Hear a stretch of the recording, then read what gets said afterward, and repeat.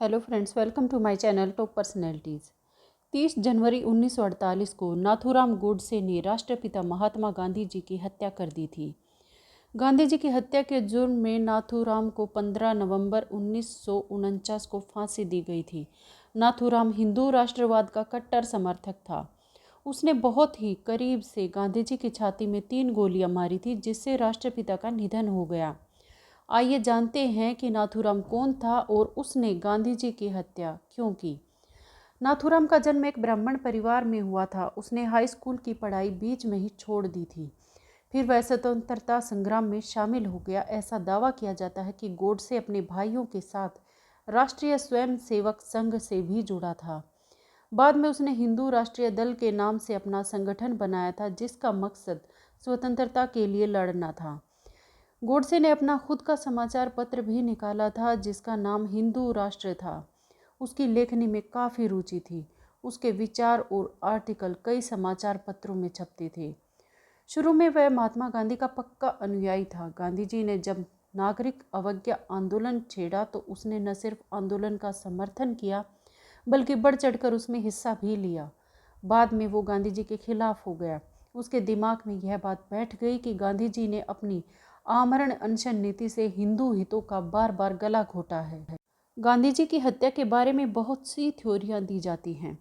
उस पर कई आर्टिकल लिखे गए हैं और कोर्ट की कार्यवाहियों में भी बार बार हत्या का जिक्र हुआ है। लेकिन हत्या के पीछे असल कारण क्या था, उसके बारे में अब तक कुछ ठीक ठीक पता भी नहीं चल पाया है। किस राजनीतिक पार्टी के इशारे पर ऐसा हुआ, लिखने के लिए काफ़ी स्याही बर्बाद की गई, लेकिन कोई भी ठोस नतीजे पर नहीं पहुंच सका। वैसे कहा जाता है कि उसने कई बार पहले भी गांधी जी की हत्या की कोशिश की थी, लेकिन कामयाब नहीं हुआ। 30 जनवरी को वह अपने मकसद को पूरा करने में सफल हो गया। ऐसा माना जाता है कि कुछ संभावित कारण थे जिस वजह से नाथूराम ने गांधी जी की हत्या की थी। उसका मानना था कि गांधी जी देश के विभाजन के जिम्मेदार थे।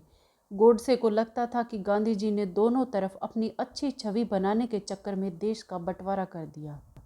गोडसे का यह भी मानना था कि तत्कालीन सरकार मुस्लिमों का अनुचित रूप से तुष्टीकरण कर रही है और यह सब गांधी जी की नीतियों के कारण हो रहा है।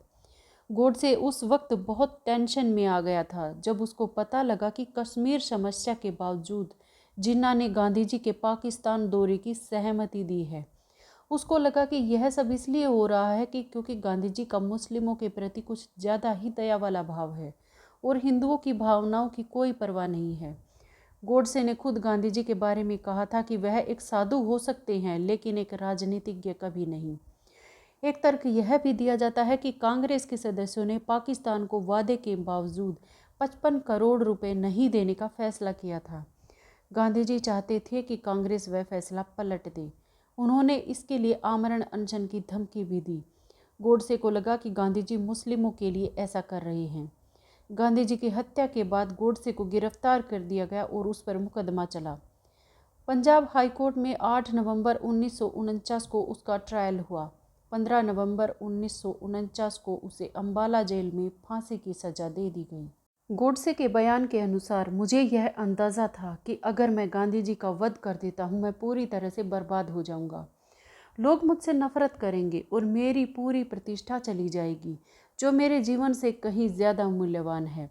लेकिन इसके साथ ही मुझे लगा कि गांधी जी के न रहने पर भारतीय राजनीति निश्चित रूप से व्यवहारिक बन जाएगी, पलटकर जवाब देने लायक हो जाएगी और सशस्त्र बलों के साथ शक्तिशाली बन जाएगी। अपने बचाव में यह दलील दी थी नाथूराम गोडसे ने।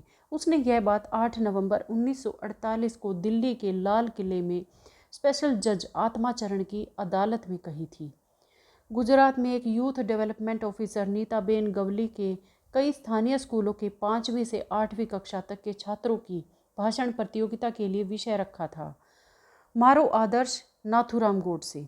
इस हरकत के लिए उसे गुजरात सरकार ने सस्पेंड कर दिया था, लेकिन उस अफसर ने जो किया उसके पीछे सोच थी उस आदमी के सम्मान को बहाल करने की, जिसे खुद पता था कि 30 जनवरी 1948 को महात्मा गांधी की हत्या करने के बाद उसके पास कुछ भी नहीं बचेगा।